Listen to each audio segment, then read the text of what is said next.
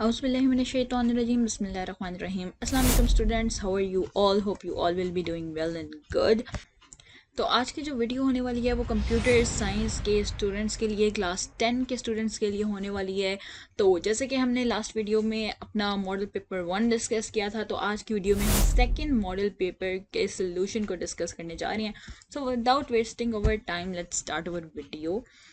सबसे पहले question number 1, सबसे पहले एमसीक्यूज की बात कर लेते हैं। Question number 1 is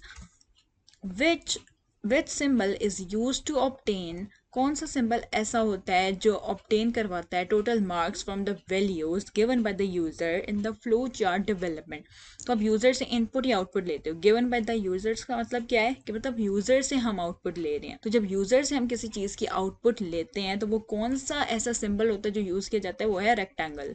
then which of the following problem solving stage refers to dividing the solution into steps and arranging in order to solve the problem। तो ऐसे हम कहाँ पे करते हैं कि हम प्रॉब्लम सॉल्विंग कर रहे हैं और डिवाइड करते हैं अपने सोल्यूशन को इनटू स्टेप्स एंड अरेंज करते हैं उसको फिर ऑर्डर में टू सॉल्व द प्रॉब्लम। एक प्रॉब्लम को सॉल्व करने के लिए पहले हम स्टेप्स बनाते हैं और फिर उसको अरेंज करते हैं। तो of course it's planning, number A. Then number 3 है which of the following examines the value stored in the variables and help in finding and removing the errors। तो हम errors को remove करें, removing the errors, ठीक है, और हम variables को find करें, store करें। और main बात क्या है कि हम errors को remove कर रहे हैं। तो किस केस में हम error remove करें उसको क्या कहते हैं? तो कहते हैं डिबगर। डिबगर ऐसा सॉफ्टवेयर है जिसका यूज करके आप अपने एरर को रिमूव कर सकते हो। डिबगिंग का मतलब भी होता है कि एरर्स को रिमूव करना। क्वेश्चन नंबर 4 है what is the range of numbers that can be stored in variable type of float. Float के टाइप में हम कौन से रेंज ऑफ नंबर्स यूज करते हैं, आपने पढ़ा होगा, आपकी बुक में सबके अवेलेबल हैं, आप वहां से जाके सबके पढ़ सकते हैं। एंड फ्लोट का होता है 10 raised to power -38 to 10 raised to power +38। आगे which symbol with the variable refers to the memory location in scanf function. तो स्कैनएफ फंक्शन की मेमोरी लोकेशन देखने के लिए हम कौन सा वेरिएबल यूज करते हैं?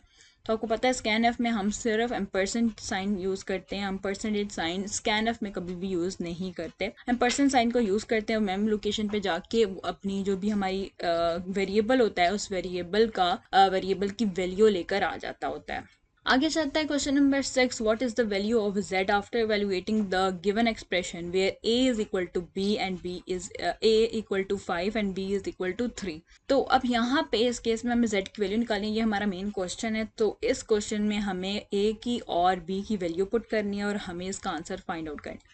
सबसे पहले इसमें मेन बात ये आती है कि हम लोग किस तरीके से इस क्वेश्चन को सॉल्व कर सकते हैं, क्योंकि यहाँ पर हमें दिया हुआ है डबल एम्परसेंट साइन। इसका मतलब क्या है कि आपने लॉजिक एंड लेना है। परसेंट साइन एंड का साइन एक ही चीज़ होती है, तो इसमें लॉजिक एंड लेना है, ए एंड डी, यानी कि जो हमारी वैल्यू इस पार्ट के इस साइड पे आएगी और जो इस पार्ट के इस साइड पे आएगी उन दोनों का ट्रू होना ज़रूरी है, कि ये भी ट्रू हो और ये भी ट्रू हो। मतलब कि नॉन ज़ीरो फिगर होना चाहिए। नॉन ज़ीरो फिगर होगा तो भी ये चीज़ ट्रू होगी, यानी ज़ीरो आंसर नहीं आना चाहिए। एक ये चीज़ होनी चाहिए और दोनों एक्सप्रेशंस को राइट साइड पे और लेफ्ट साइड पे ट्रू होना ज़रूरी है, तब भी हमें z की वैल्यू प्रॉपर मिल सकती है।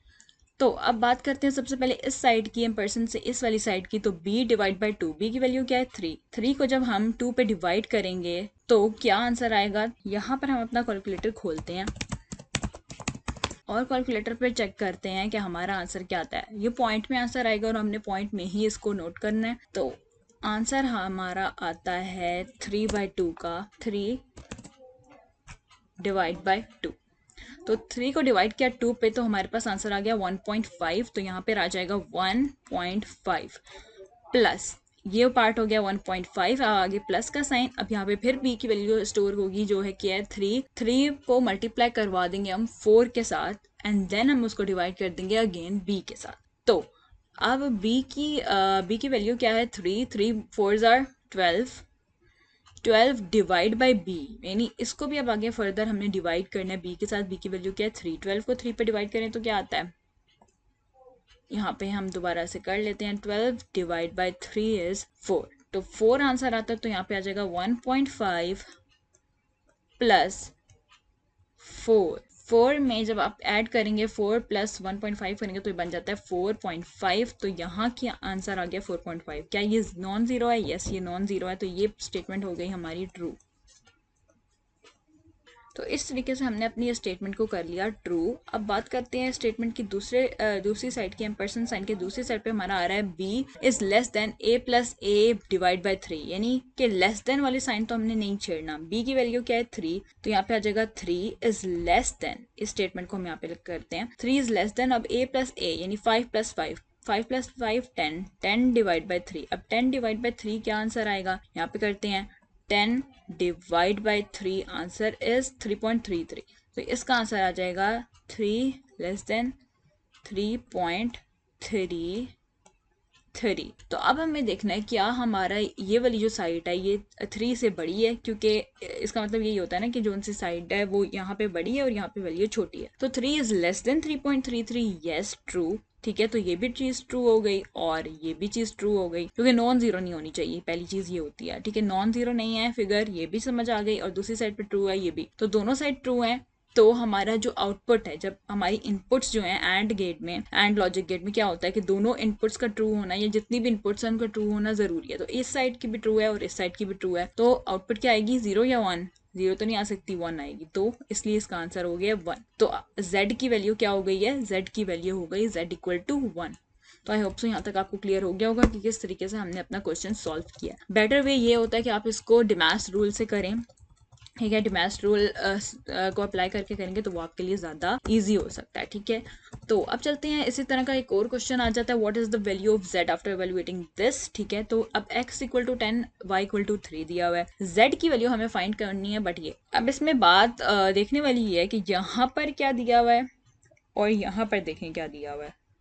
तो ये जो है यहाँ पे तो हमें लॉजिक एंड गेट लेना है, और यहाँ पे लॉजिक और है ओ आर, और गेट के लिए हम ये साइन यूज करते हैं, आपने पढ़ा होगा, एंड के लिए हम ये साइन यूज करते हैं, और नॉट के लिए क्या यूज करते हैं, एक्सक्लेमेटरी मार्क। तो आई होप सो यहाँ तक आपको इस बात की तो क्लियर हो गई होगी कि हम इसको सिंबलाइज कैसे करते हैं। तो अब हम बात करते हैं कि z की वैल्यू हम किस तरीके से निकाल सकते हैं। सबसे पहले हम इस पार्ट को करना स्टार्ट करते हैं कि z इक्वल टू, यहाँ पर करते हैं, ठीक है, z equal to 4 multiply by 4 को मल्टीप्लाई करेंगे प्लस प्लस एक्स। अब प्लस प्लस एक्स हो या एक्स प्लस प्लस हो, बात एक ही है, यानी इसमें प्री इंक्रीमेंट हो रहा है। वैसे इसमें क्या होता है, इसमें बाद में इंक्रीमेंट होता है, इसमें प्री इंक्रीमेंट है, यानी 1 यहाँ पे है, 1 प्लस एक्स है। एक्स की वैल्यू क्या है 10 में एक प्लस कर देना है तो क्या आ जाएगा 11। तो मल्टीप्लाई किसके साथ करना है, इसको हमने 11 के साथ। 11 मल्टीप्लाई बाय 4 आ गया इक्वल टू 44। यहाँ तक तो हमारे पास आंसर आ गया 44। तो z इक्वल टू ये पूरा जो पार्ट हो गया ये हो गया 44। और आगे हमने और गेट लेना है, और गेट के उधर हमें क्या मिल रहा है, माइनस माइनस वाई, ये माइनस है। ठीक है, ओके, ये माइनस माइनस वाई मतलब कि प्री डिक्रीमेंट हो रहा है, यानी y में से हमें एक निकालना है। y कितना है 3, तो -1 करेंगे तो 2 हो जाएगा। ठीक है, तो यहाँ पे हमें y की वैल्यू मिल गई जो कि है 2 is less than x percentage sign 2, यानी हमने परसेंटेज निकालनी है। ठीक है, तो हमने x को, यानी कि कितना है x की वैल्यू, अब हमें क्या निकालनी, क्योंकि x की वैल्यू जो हमारे पास यहाँ पर होगी थी ना 11, तो यहाँ पे हम वही यूज करने वाले हैं जो वैल्यू हम यहाँ पे यूज कर रहे हैं स्टार्ट में जो हो गई है हमारे पास x की वैल्यू 11 थी, तो हम वही यूज कर रहे हैं। तो यहाँ पे हम वही यूज करेंगे, ये और का साइन है 2 लेस देन 11, और इसका हमने मॉड्यूलस निकालना है अपने 2 के साथ। 2 के साथ मॉड्यूलस कैसे निकालेंगे कि हम 11 को अंदर रखेंगे और 2 को बाहर रखेंगे, डिवाइड करते हैं, 2 5 10 आ गया, और नीचे हमारे पास क्या आंसर आ गया 1। तो 1 जो है माइनस करने के बाद 1 आ गया, तो 1 जो है हमारा यहाँ पे इसका आंसर है। तो ये आ जाता है 44 और 2 लेस देन 1। तो क्या 2 लेस देन 1 है, येस इट इज ट्रू। ठीक है, हम इसको अगले स्टेप में देखते हैं। अगले स्टेप में यहाँ पे तो 44 रहेगा जो कि नॉन जीरो है, आगे 2 लेस देन 1, और आगे एंड साइन आ जाएगा, एम्परसेंड साइन, और x प्लस वाई। एक्स की वैल्यू क्या हो गई थी अभी, x की वैल्यू यहाँ पर क्या हो गई थी 11 प्लस y की वैल्यू क्या हो गई थी हमारे पास 2। 11 प्लस 2 करेंगे तो क्या आंसर आ जाता है 44। ऊपर वाला अगेन हम नोट करते हैं नीचे, 2 less than 1 ampersand sign, 11 plus 2 13। तो ये आ जाता है 13। अब 2 लेस देन 1 है नो, ये तो स्टेटमेंट हो गई है रॉन्ग, ठीक है। क्योंकि ये स्टेटमेंट रॉन्ग हो गई है मतलब कि एम्परसेंड साइन तो हमारा नहीं चलेगा। और अब हम इसको देखेंगे 44 के साथ, तो हमारा क्या आंसर आता है। तो याद रहे जब ऐसा केस हो जाता है कि आपकी यहाँ पे वैल्यू रॉन्ग आ रही है, लेकिन अब सीन क्या है कि यहाँ पे हमें एंड गेट लेना है। एंड गेट का मतलब है कि इसका और इसका राइट लेफ्ट एम्परसेंड साइन के राइट और लेफ्ट वाली दोनों स्टेटमेंट्स का ट्रू होना जरूरी है। क्या ये ट्रू है? ट्रू मतलब नॉन जीरो, एक चीज वो होती है कि नॉन जीरो होना चाहिए, और अगर उसके बीच लेस देन ग्रेटर देन का साइन है तो उसमें भी एक ट्रू स्टेटमेंट होनी चाहिए। तो अब ये तो नॉन जीरो है, ये तो ट्रू है, ओके, इसका हम आउटपुट 1 कर सकते हैं। लेकिन इस वैल्यू का जो 2 लेस देन 1 है ये तो गलत है, ऐसे तो नहीं है, 2 बड़ा है 1 से, तो इसीलिए ये हो जाएगी फॉल्स और ये जगह 0। अब दोनों ट्रू नहीं है तो आउटपुट क्या आएगी? जब एंड गेट में एक इनपुट 1 है और दूसरी 0 इनपुट है तो आउटपुट क्या आती है? 0, बिकॉज एंड गेट में दोनों का 1 होना जरूरी है, इसलिए इसकी आउटपुट आ जाएगी 0। तो ये पूरे का पूरा यहाँ से यहाँ तक पूरे का पूरा फिगर 0 हो जाएगा और हमारे पास z इक्वल टू क्या आएगा यहाँ पे, ये पूरा क्या बन जाएगा, ये है ना z इक्वल टू 44 और गेट और उधर आ जाएगा 0। अब 0 ये 0 है और यहाँ नॉन 0 है। अब और गेट में क्या होता है 1, एक भी स्टेटमेंट की अगर आउटपुट 1 आ रही है तो हमारी आउटपुट 1 आएगी, ठीक है। ये 1 है और ये 0 है ना, ये ट्रू है और ये फॉल्स है, तो हमारी आउटपुट क्या आएगी? और गेट है, ठीक है, तो हमारी आउटपुट 1 आएगी। तो इसमें भी z की वैल्यू 1 है। आई होप से यहाँ तक आपको क्लियर हो गया होगा। थोड़ी सी जो है ना कंफ्यूजन वाली बात है, लेकिन एक बार अगर आपको चीज समझ आ जाए तो आपके लिए इजी होगा। तो z की वैल्यू इसमें भी इस केस में क्या है? c, मतलब कि 1। नेक्स्ट हमारे पास क्वेश्चन आ जाता है, question number 8, what is the output of the following code where A is 1 and B is 0? B is 5, ठीक है, B 5 है और A 1 है, तो इस कोड की आउटपुट क्या होगी? इफ की कंडीशन है यहाँ पे। सो इस क्वेश्चन में क्या करना है कि if A minus B is less then 6 तो फिर ये प्रिंट हो जाए, एल्स अगर ऐसा नहीं है तो फिर ये प्रिंट हो जाए, एंड देन जब ये सारा कुछ हो जाए तो फिर ये बाहर वाला प्रिंट हो जाए। अब इसमें क्या होगा, सबसे पहले हम वैल्यूज पुट करके देखेंगे। जैसे if A minus B, A क्या है 1, माइनस बी क्या है 5 एंड आगे क्या है लेस देन 6, इसका आंसर क्या आता है 1 माइनस 5 माइनस 4 आ जाएगा, माइनस 4 लेस देन 6, क्या माइनस 4 6 से लेस है? ऑफ कोर्स लेस है, ठीक है। तो ये तो हो गया ट्रू। जब ये ट्रू हो गया तो क्या करवा दो प्रिंट, ए की वैल्यू प्रिंट करवा दो। ए की वैल्यू क्या है 1, तो यहाँ पे 1 प्रिंट हो जाएगी, ये आउटपुट है, ठीक है, आउटपुट में 1 प्रिंट हो जाएगी, ये आउटपुट है, ठीक है। अच्छा, अब एल्स वाला पार्ट तो नहीं रन होगा, वो स्किप हो जाएगा, ठीक है। अब ये आ जाएगा यहाँ से सीधा बाहर। अब बाहर आएगा, बाहर क्या है प्रिंट एफ परसेंटेज साइन ए प्लस बी मतलब 1 प्लस 5, 1 को 5 में ऐड कर देना, क्या आंसर आया 6, तो इसी के आगे आ जाएगा 6, तो ये 1 6 इसका आंसर है। अब इसमें आप यही कंफ्यूज हो रहे होंगे कि 1 6 कैसे 16 कैसे आ रहा है, तो बेसिकली ये 16 नहीं है, ये 1 6 है।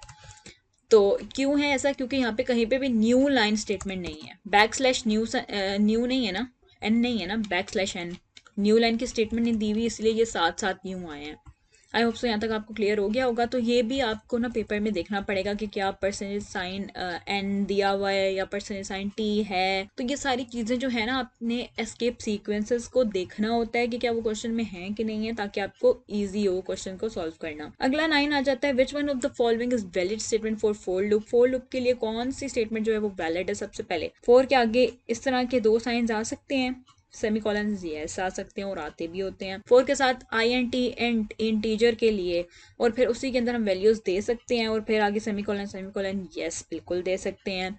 क्या सी पार्ट जो है 4 में हम यहाँ पर कुछ दें यहाँ पर कुछ दें, हमने 2 बार सेमीकोलन्स लगा दिए और फिर हम इंक्रीमेंट करवा सकते हैं किसी भी वेरिएबल में, तो यस करवा सकते हैं। तो सारे के सारे ट्रू हैं, तो all of these are true and valid। 10 आ जाता है, which logic gate is represented by the function equal to x y ऊपर डैश। अब ऐसा कौन सा जो है ना लॉजिक गेट है जिसके ऊपर हम एक्स वाई और ऊपर डैश आए, तो ये किसको रिप्रेजेंट कर रहा है? सबसे पहले हम देखेंगे एक्स वाई का मतलब क्या है। एक्स वाई के बीच में समझ लें डॉट है, क्योंकि मैंने आपको बताया ना जैसे हम मैथ्स में भी करते होते हैं ए बी, मतलब ये आपस में मल्टीप्लाई हो रहे हैं, ठीक है। तो एक्स वाई आपस में मल्टीप्लाई हो रहे हैं, यानी एक्स वाई के दरमियान में डॉट है। अब डॉट किस चीज को रिप्रेजेंट कर रहा होता है? डॉट रिप्रेजेंट करता है एंड गेट को, ठीक है। और ऊपर डैश अगर किसी चीज के लिए होती है तो वो नॉट को रिप्रेजेंट करता है, ऐसे ही है एंड को, और दूसरा नॉट को रिप्रेजेंट कर रहा होता है, ठीक है। अब नॉट और एंड जब मिलते हैं तो वो कौन सा गेट बनता है? नैंड गेट, ठीक है, तो नॉट भी हो रहा है इसमें, एंड भी हो रहा है। एंड गेट लेने के बाद नॉट हो रहा है, मतलब कि नैंड गेट। ओके, आगे आ जाता है question number 11। A computer that makes the web pages available through the internet is called. ऐसा कंप्यूटर जो वेब पेजेस को अवेलेबल बनाता है कि आप वेब पेजेस को देख सको, पूरे इंटरनेट पे छा जाए और जिस भी कंप्यूटर में खोला जाए और उसको लोग रीच आउट कर सके, हर कोई देख सके, तो वो क्या होता है, वेब सर्वर। उसको कहते हैं वेब सर्वर। ऐसा ही है कि वेब सर्वर एक ऐसी चीज होती है कि अगर आपके पास वेब सर्वर है तो वो आपकी वेबसाइट्स को, वेबसाइट के जो पेजेस होते हैं वो ऑल ओवर द इंटरनेट फैला देता है, और तभी आप या आपके फ्रेंड्स वगैरह कहीं भी बैठे हुए हो आपकी वेबसाइट को एक्सेस कर सकते हैं। 12 आ जाता है, which part of the web address tell the server type of file is being requested. तो कौन से वेब एड्रेस होता है, वेब एड्रेस ही सिंपल आपको पता होना चाहिए कि वेब एड्रेस क्या होता है। HTTP आपने देखा होगा, किसी भी लिंक के साथ लाजम लिखा होता है, तो ये क्या होता है, वेब एड्रेस को रिप्रेजेंट कर रहा होता है और ये आपकी फाइल को यूनिक बनाता है। ओके, आगे आ जाते हैं हमारे पास section number B, attempt any 9 parts. Number 1, what are the feature to select the best solution of the problem? किसी भी प्रॉब्लम के अगर बेस्ट सोल्यूशन निकालने हैं तो उसकी एक सीक्वेंस बताएं। नंबर 1 उसकी स्पीड को चेक किया जाए, नंबर 2 उसकी कॉस्ट को, और नंबर 3 उसकी कॉम्प्लेक्सिटी को। तो आप चाहें तो आप ये वाला भी आंसर लिख सकते हैं जो उसमें गिवन है ऑलरेडी, या अगर आप चाहें तो अपने वर्ड्स में या आप अपने इजी वर्ड्स में बनाकर अपनी तरफ से भी आंसर दे सकते हैं। तो जो आपको इजी लगे तो आप उसको वो वैसे कर सकते हैं। अगला क्वेश्चन आ जाता है, write an algorithm to find the sum product and average of 5 given number. 5 given numbers हैं और उनके आपने सम प्रोडक्ट एवरेज लेनी है। हम ऑलरेडी एल्गोरिथम के चैप्टर में ये चीज क्लियर आउट कर चुके हैं। अगर आपको समझनी है, अभी तक समझ नहीं आई, तो अब भी जाके उस वीडियो को लाजिम देखें ताकि आपको ये पॉइंट आउट जो भी पॉइंट्स हैं ये क्लियर हो जाए। तो इसने कुछ इस तरीके से बना लिया अपना एल्गोरिथम। 5 नंबर्स ले लिए, ABCDE नंबर ले लिए इसने, सम 0 कर दिया, एवरेज 0 कर दिया, प्रोडक्ट 1 कर दिया। तो ये सारा सिस्टम, ये सारी चीजें हम पहले पढ़ चुके हैं। वीडियो आपको डिस्क्रिप्शन में लिंक मिल जाएगा, तो आप जाके इसको भी देख सकते हैं। आगे नंबर 3 आ जाता है, briefly describe the 3 fundamental element of structured programming in C language. ठीक है, तो सी लैंग्वेज में 3 फंडामेंटल एलिमेंट्स कौन से हैं इसके अंदर इन्होंने बताया हुआ है। सीक्वेंस हो गया, सिलेक्शन हो गया, रेपिटेशन मतलब कि लूप हो गया। तो ये ऐसी चीज़ें जो सी की लैंग्वेज में बहुत ज़्यादा फंडामेंटल एलिमेंट होती हैं किसी भी एक स्ट्रक्चर प्रोग्राम की। ठीक है, तो इनका होना ज़रूरी होता है। एंड आगे 4 क्वेश्चन आ जाता है, what happens if header files were not used in C program, list at least 2 header files with their purposes. तो हेडर फाइल्स कौन सी हैं, stdio.h, conio.h, math.h, string.h। तो कोई से भी आपने लेके तो उनको एक्सप्लेन कर देते हैं कि उनका फंक्शन क्या है, उनका पर्पस क्या है। बहुत ईजी क्वेश्चन है, आप खुद से भी कर सकते हैं। Then question number 5, compare printf and putsef। putsef और printf में क्या फ़र्क है, आपकी बुक में इतनी डिटेल नहीं है, बट आप इधर से इसको समझ सकते हैं। एंड अगेन याद रहे कि मॉडल पेपर में जो भी चीज़ें दी हुई हैं वो आपने छोड़नी नहीं है, बिल्कुल भी नहीं छोड़नी, लाजिम करनी है। ठीक है, सारे क्वेश्चंस मॉडल पेपर के लाजिम करें। आपके जो प्रीवियस वीडियोज़ है उसमें भी हम लोगों ने बहुत सारा जो है अपना मॉडल पेपर कवर किया है। अब उस वीडियो को भी जाके देखिए, मॉडल पेपर को चेकआउट करें, सोल्यूशन के साथ अवेलेबल है, वहाँ से भी आप आंसर्स को गेट आउट कर सकते हैं। अगर आपको वेबसाइट से मिलते हैं, वेल एंड गुड, आप उनकी वेबसाइट से जाके भी इसको ले सकते हैं। देन आगे right at least 3 differences between format specifiers and escape sequence. Escape sequence और फॉर्मेट स्पेसिफायर में क्या डिफरेंस है, बहुत इजी क्वेश्चन है। तो कोई से भी 3 डिफरेंसेस आपने बता देने होते हैं। जितने मार्क्स का क्वेश्चन होता है उतने डिफरेंसेस एटलीस्ट होने चाहिए। तो ये इसने सारे डिफरेंसेस बता दिए हैं, आप स्क्रीनशॉट बना लें, पढ़ लें, लिख लें, अपने पास नोट आउट कर लें। अच्छा, आगे आ जाता है, draw precedence table of operators used in the following expression. अब इस एक्सप्रेशन में जो सारे प्रेसिडेंस यूज होने, प्रेसिडेंस क्या थे, प्रेसिडेंस का जो टेबल था उसमें हमने पढ़ा था ऑपरेटर्स की एक सीक्वेंस होती है, जैसे डिमैथ्स रूल होता है ना मैथ्स का, इसी तरीके से इसका एक अपना रूल है कंप्यूटर में। जैसे मैथ्स का डिमैथ्स रूल होता है, डिवाइड आता है, फिर मल्टीप्लाई आता है, एडिशन आता है, फिर आपका क्या आता है, सब्ट्रैक्शन आता है। अब सब्ट्रैक्शन एंड पे आता है, यहाँ पर क्या होता है, एडिशन आती है, सब्ट्रैक्शन आती है, मल्टीप्लिकेशन आती है, डिवीजन आती है, मॉड्यूलस आता है, देन आपकी जो होती है एडिशन सब्ट्रैक्शन आती है। ठीक है, तो सब्ट्रैक्शन एडिशन जो है वो बाद में आती है, इंक्रीमेंट डिक्रीमेंट पहले आती है। ठीक है, तो ये थोड़ी सी चीजें हैं जो आपने टेबल पढ़ा होगा, तो वो सेम ही टेबल जो है आपने यहाँ पे छाप देना, लेकिन जो ऊपर दी हुई है चीजें वो सारी उनकी सीक्वेंस बनानी है आपने। तो टेबल अच्छे से देख लीजिएगा, आपके page number I guess 30 something वहाँ पे आपको ये मिल जाएगा, तो अपनी बुक के हिसाब से देख सकते हैं उस पर।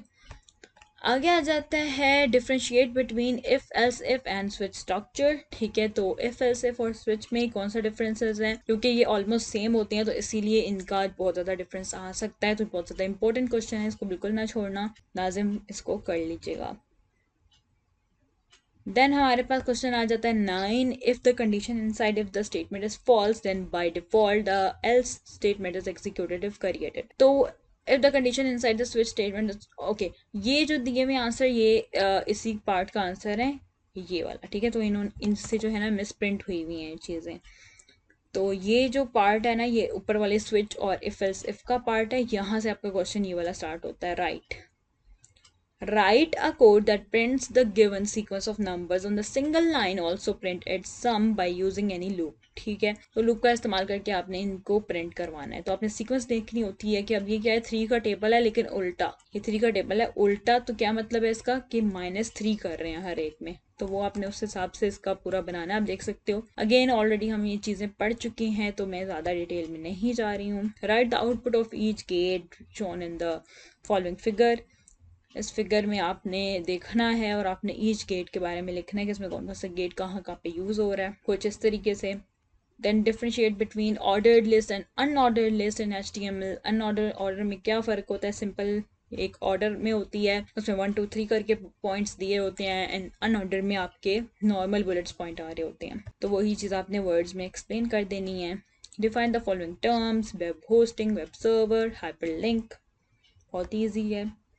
Differentiate between frame and frame set by giving one example used in HTML। अपने पास नोट कर लें। देन सेक्शन सी आ जाता है। सेक्शन सी में write a C program into electricity unit charge and calculate the total electricity bill according to the following condition. Conditions दी हुई है, इसके अकॉर्डिंग अब आपने अपनी ऐसा प्रोग्राम बनाना है जो कि यूनिट को कैलकुलेट करके तो टोटल इलेक्ट्रिसिटी का बिल बना के आपको दे दे, लेकिन इस हिसाब से कि 50 यूनिट्स जो है वो इतने की हैं, 100 यूनिट्स इतने की हैं, नेक्स्ट 100 यूनिट्स इतने की हैं, अब जो रुपीज़ हैं वो उनकी 250 की एक यूनिट है, तो वो इस तरीके से एक्सप्लेन किया हुआ है। तो आप देख लीजिएगा, इस प्रोग्राम को अच्छे से समझ लें, बहुत इजी प्रोग्राम है। अगर मैं एक्सप्लेन करने लग जाऊँ तो बहुत ही लंबी वीडियो बन जाएगी, इसे थोड़ी बहुत डिटेल में आपको दे सकती हूँ कि आपने क्या क्या इसमें करना है।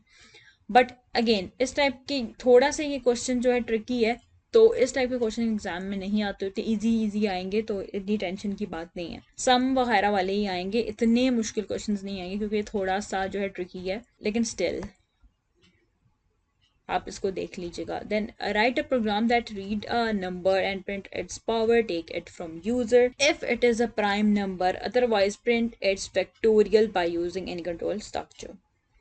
तो कुछ इस तरीके से है क्वेश्चन, ये इजी एक्सपोनेंट वाला, तो इसको भी आप देख सकते हैं। ओके, आगे आ जाता है briefly describe NOR and exclusive NOR gate, logic gate with circuit diagram and truth table. बहुत इजी है। ठीक है, ट्रुथ टेबल बना देना है और आपने साथ में इसका डायग्राम बना देनी है, सिंबल बना देना है, डायग्राम बना देनी है और साथ में ट्रुथ टेबल बना देना है दोनों का, एक ये है और एक ये है, एक्सक्लूसिव नॉर का, और ये था normal truth table exclusive nor का।